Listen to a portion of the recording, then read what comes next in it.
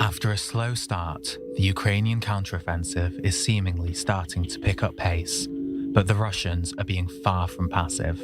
Ukrainian drone attacks on mainland Russia have increased dramatically in recent weeks, with one barrage in the early hours of Wednesday targeting 6 regions in Russia, including an airfield, destroying a handful of military planes. In retaliation, Russia implemented its largest airstrike on Kiev in months, killing 2 and causing damage to the Ukrainian capital. Meanwhile, there are reports that Ukraine has penetrated Russian defences in the occupied Zaporizhia region. Elsewhere this week, Wagner mercenary group chief Yevgeny Prigozhin was laid to rest after his death, likely caused by an explosion on his private plane exactly 2 months after his failed mutiny. By allegedly eliminating the Wagner chief and absorbing most of its soldiers, has Putin made lemonade out of lemons and thus strengthened his, and Russia's, stance in the war? Ukraine has stepped up its attacks without the use of its newly acquired F-16 fighter jets. How will the war change once it starts operating F-16s? Has the West exhausted its support for Ukraine, or is there still more left in the tank? Who has the upper hand in the Russia-Ukraine war?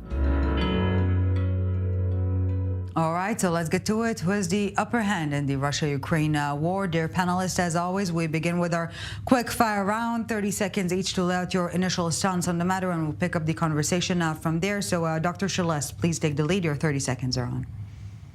I think that that is not a proper or correct question about the upper hand because of 2 reasons.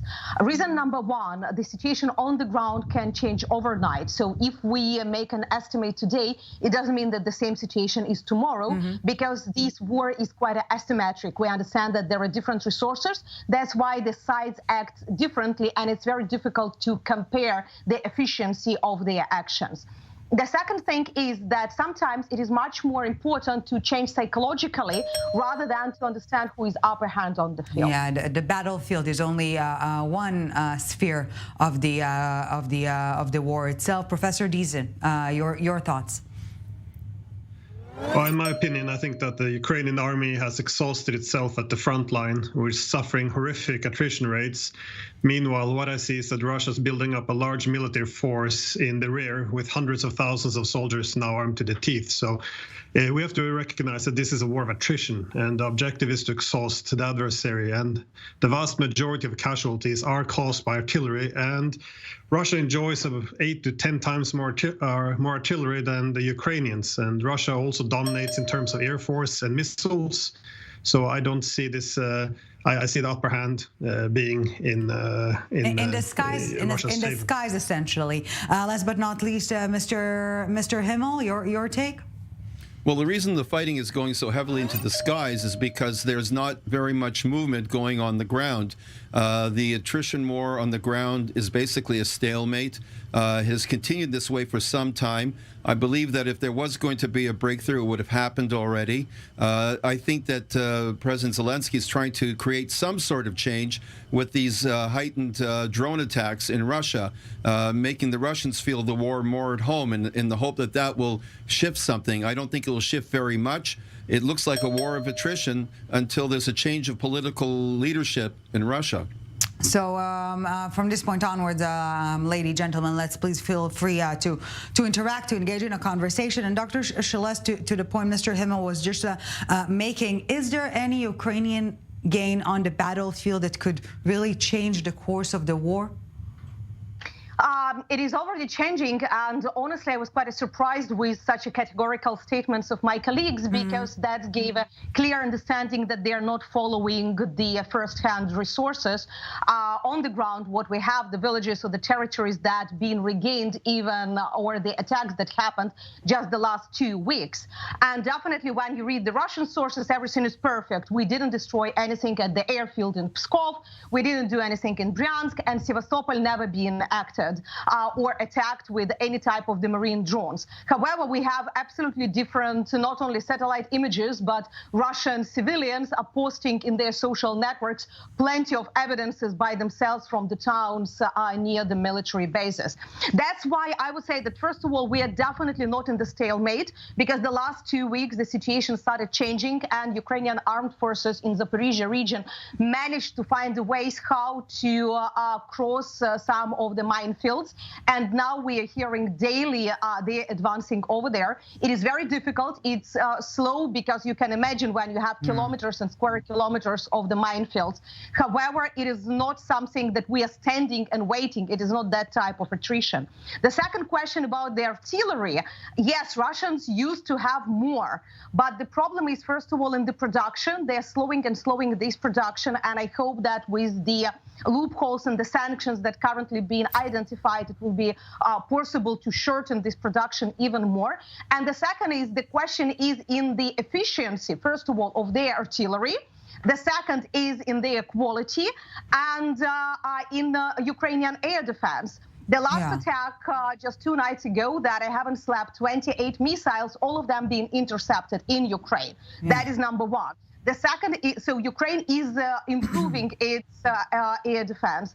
And the second, many of the missiles that Russians are using are quite old dated, and they are not reaching the destination they need. Well, to that point exactly of the artillery Russia obtains, the U.S. is saying that Russia and North Korea are now actively advancing in arms negotiations. Could that be a potential joker, if you will, Martin Himel? I don't think it's a potential joker. I think it's basically the Russian tactic at this stage is to keep the Ukrainian gains at a minimal pace. And while the doctor has pointed out they've punched holes in the Russian lines, they haven't taken major strategic zones yet. It's not D-Day, and it's not the push after the Battle of the Bulge. It's more looking like World War I with some gains. And in that case, the Russians are trying to keep that gain to a minimum by obviously taking whatever weaponry they can get from North Korea. It's not going to be advanced weaponry. It's basically more bombs, rockets, short-range rockets, and tank shells, etc. But that recipe has worked for them in keeping the gains at a minimum. If it's going to take years for Ukraine to take its territory, that's going to be a Russian interest that it's worth taking for them. They're not looking to push to Kiev. They're looking to slow the Ukrainians as much as possible. So not a maximalist approach, but a minimalist one. Professor Deason? Well, no, I agree. I think that it's wrong to see this only measured in terms of territory, because obviously territory matters, which is why Russia's trying to slow down as well. But they're cautious not to waste too much of their own troops in order to hold territory, which is not of a high strategic importance. So I think that what we see is the attrition rates increasing in Russia's favor, and making matters worse, I think that the West has pressured Ukraine to a large extent to use its soldiers, and at a very heavy price, against these heavily defended Russian lines. And we see that yes, they're making some small territorial gains. And they kind of have to as well, because unless they can show territorial gains, they don't get more weapons from the West either. But I think irrespective of this, the reality is that the West has to a large extent emptied their weapon storages as well. And we're now sending ammunition with depleted uranium cluster bombs, which will devastate civilians for years to come, and simply because there's nothing else to send. And making matters worse, the Western public is also developing a war fatigue. So I also don't agree that Russia can be exhausted. Yeah, they have huge production capabilities. And even if this would decline, I suspect the Chinese would come and assist with some weapons, because China would like to sit this one out, and they want to find a peaceful solution. However, if there's a possibility of Russia being defeated, they know that they would be next on the list. So between they peace wouldn't let and this happen either. Between peace and defeat, the outcome the Chinese would like to see is clear. Dr. Shelest. Yeah, I mean, if we speak about the China, let's see, the situation is much more difficult because on the strategic level, definitely China since ages been trying to balance between Moscow and Washington, so to none of them to be too strong or too weak. That is not in their strategic interest. But at the same time, China clearly understands that their main economic partner is Europe and European Union. So as soon as we are coming to the real sanctions, we see the real decisions. Chinese usually are not very vocal about them. But if you see, for example, how the big logistical companies in China rejected to work with Russia, or big banks, state banks are stopped with their investments, and many other, what on the first hand looks as the small decisions of China, but clearly demonstrate a strategic choice, not just to be at the Russian side. But Dr. Shelest, you were mentioning the EU and economic sanctions. EU imports of Russian liquefied gas lead by 40% since the Ukraine war began. Is it all just one big make-believe? No, I would... First of all, sorry. When we speak about the gas, that's definitely we need to understand how big changes happened since the beginning of the war. 2 years ago, nobody could imagine that Germany would reject Russian energy sources. Now we are in this situation. So the situation is definitely changing. There are some spheres in which it was easier to make decisions. Some needs a certain transition period. But in this way, we are already at the no return point. And that's clearly been identified at the latest meetings in Brussels. Mr. Himel, please, Yeah, notwithstanding the fact that Ukraine is not pushing through with territory, it is scoring big political gains in the international scene. I mean, Zelensky had a recent tour to Europe. He's getting promises of F-16s, not just from the United States, from the Dutch, from the Danish, from others. He's spreading out his support net just in case there's political changes in the United States if the Republicans should win, where he might not get such a strong backing as he's getting from Biden.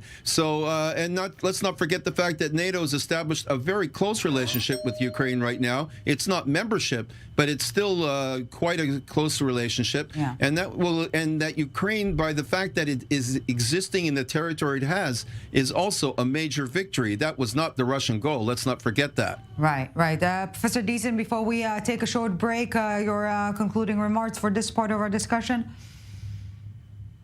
Well, I think that the main objective of Russia was neutrality. That's what they demanded all along, and this is at the heart of it. I think we can't really define. No one really defines what victory would mean in this, because for Russia, it's deemed to be an existential threat. So we should also be careful what we wish for. I think we will have nuclear war in Europe long before NATO gets to march through Crimea. So we keep looking for these wonder weapons, and the objective, as we keep saying, is that we have to turn the tide, because things are not going in our way. So we keep escalating longer range weapons. We're doing more risks deep inside Russia, F-16s. But I don't see any of this changing it, and also it's unclear what we would actually achieve if there would be a turn in the tide. Yeah, well, things are not going anyone's way nowadays, it seems. We're taking a very short break, but when we get back, we're continuing, of course, our discussion, and the elephant not in the room, Prigozhin. Don't go anywhere, a few minutes, and we're back. Welcome back to the summit. Still with us, Dr. Hanna Shelest, Professor Glenn Deason, and Martin Himel. Thank you all so very much for staying with us. We're also staying on topic, of course, but before we get back to our conversation, we've all seen the first part of the first post-failed coup Prigozhin video last month, and now post-death we get to see the second half, which is out. Little did he know. What can I say? Let's take a listen. For those who are discussing whether I'm alive or not, how I'm doing right now, it's the weekend, second half of August 2023. I'm in Africa. So for people who like to discuss wiping me out or my private life, how much I earn or whatever else, everything's okay. All right, let's start again with another quick fire round, 30 seconds each, and we pick it up from there. Prigozhin might be out, but has the Wagner problem disappeared for Putin? Professor Deason, please take the lead. Well, I think that most of the problem has been solved. That is, the key problem was that Wagner grew too powerful, It was too close to the Russian borders as well, as opposed to being in Africa. And lastly, it had a very unpredictable, erratic leadership. So the problem for Russia was that it became powerful and successful for that sake, to the extent it formed another center of power that could compete with the loyalties of Moscow. So I think that what has been done is weapons have been transferred to the Russian Federation. The Wagner leadership is being reformed. Their soldiers are giving loyalty oaths. So I think overall the problem is solved. However, there's still a private military corporation, which is problematic. Right. Martin Himel, your take. Well, I think the problem is far from solved. Basically, Putin has faced stiff opposition for the first time. Yes, he's cut off the head of the opposition, and Wagner might disintegrate. But let's not forget that Wagner was one of his best fighting forces in Ukraine. And if he's going to eliminate that fighting force as a fighting force, the Russian forces are not about to be showing the same performance, which was mediocre at best as it was. And this is symptomatic of the fact that other groups will probably try to take over and to challenge Putin in the future. So the first but not the last, Dr. Hanna Shelest, your thoughts? The problem is definitely not solved because the problem is twofold. First, the problem of the value and the influence of the private military companies that are officially illegal but de facto are working quite well in the Russian Federation. And within the last year, around 20 new companies appeared under different controls. So how they will act now when the Wagner is out. The second problem, domestic, is definitely all those ex-prisoners that being employed by the Wagner, promised a lot, not given anything as for now, and we are speaking about several thousand people that will be out without any control.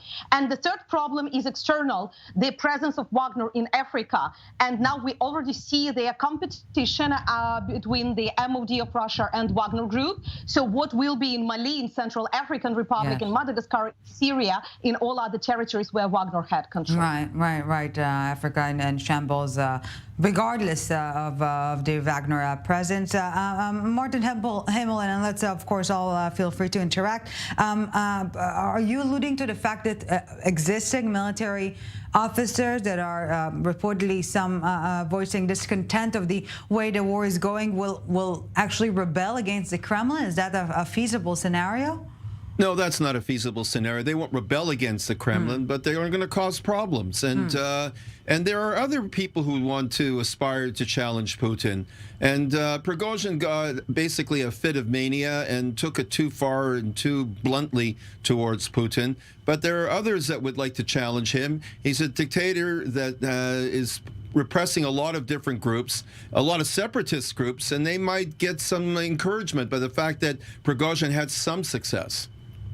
Professor Deason. Yeah.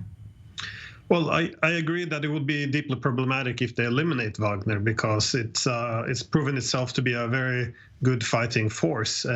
But again, this is the benefits and the disadvantages of having these private military corporations. So I don't think they will want to eliminate them, because the benefits is, you have all these political acceptable casualties when this happened in a military corporation as opposed to being conscripts. They're more flexible. They often come with great specialization. They're often cost effective. You have the benefit of political deniability. So Wagner, in addition to being a strong fighting force, is very beneficial. So Russia wouldn't want to eliminate them. What they need to do is fix the disadvantages. And the common disadvantage with a private military corporation would be these competing loyalties. Are they loyal to the corporation or to the Russian Federation? There's conflicting interests. You also have the ethical concerns. So what I see that Russia's doing is attempting to address the weaknesses, but they do not want to throw out the baby with the bathwater. So for this reason, they're taking these steps, which I mentioned. So transferring the weapons, making sure that their loyalty is primarily to the Russian Federation. The problem isn't gone, of course, but it is being addressed, so it's reducing. Yeah. Dr. Shelest, perhaps on the sideline of our debate, but the story really stood out for me this week, and I do very much value your opinion. Ukrainian officials lashing out at the Pope for encouraging Russian youth in St. Petersburg church to remember their legacy, or rather not to forget their legacy. Ukrainian officials calling it imperialist propaganda. Is the Russia-Ukraine war tarnishing Russia's history altogether? Is that fair to ask, to blacken the entire Russian history? Let's separate the questions, because I wanted to feel also about the Wagner. Because it seems to me it was quite a simplification to look at Wagner only as the military entity, because de facto they are fighters being sponsored by the Russian state, and now the big question is who will pay them. That's already the question, that their fighters in Belarus, for example, are not paid, not receiving their salary, so they cannot understand to whom being loyal and what to do. But Wagner empire is much bigger. That is also the information warfare, all those troll factors, and now it is the competition who will take control over them, under whom and who will have this force, sometimes more effective than the military fighters of Wagner. And the third is business. Wagner and Prigozhin, that's been a huge business empire controlling the resources in some African countries. So you can imagine that it can be quite a bloody competition now for this money that he controlled, because we have big doubts that his family, his wife, will be able to do it. So that is, and we have not only Wagner, but two other leaders of Wagner to be killed. Now the question is how to identify and how to work with these entities literally, as well. literally blood money. Yeah, but if you ask about the Pope, that is quite a complicated question, because I heard both the statement and the translation. The problem is that not in the Russian culture or history. That is, I mean, British Empire has good and bad pages. Any empire has good and bad pages. The question is that the Russian Federation are using the Roman myths of the history and the imperialistic legacy in this current warfare. And a lot of statements, if you hear the Putin speeches in the beginning of the war and later, each time he is returning back to this greatness, and because of this greatness, they have a right. So the fact that he's speaking about others as the colonies, and the war that he's having now is not just existential. He's speaking about re-educating Ukrainians. The first thing they're doing, they are burning Ukrainian books at the occupied territories. That's why Ukrainian side was so strong. We really don't have much time left, unfortunately. Professor Deason, really quickly, your concluding remarks, and then we can have Martin Himel on. Well, I don't think that necessarily Russia is throwing away its reputation in the world. I think in the West, definitely. Also that often a lot of the media and coverage of Russia here in the West has been not just against the Russian government or the Russian Federation, but even among the Russian people. I mean, here we've been canceling everyone from Russian athletes to chess players, even 19th century artists. So it's been a very hostile, aggressive information war going against the actual people, which is quite ugly. But the rest of the world, I don't see this, though. Martin Himel, literally a sentence, unfortunately. Ukraine is not succeeding in the ground war, but it is succeeding in the political war. Putin wanted to weaken NATO. He's facing a much stronger NATO than he ever had. Hey, I see you liked it. Want more? Just hit the subscribe button right here. Go on. I know you want to.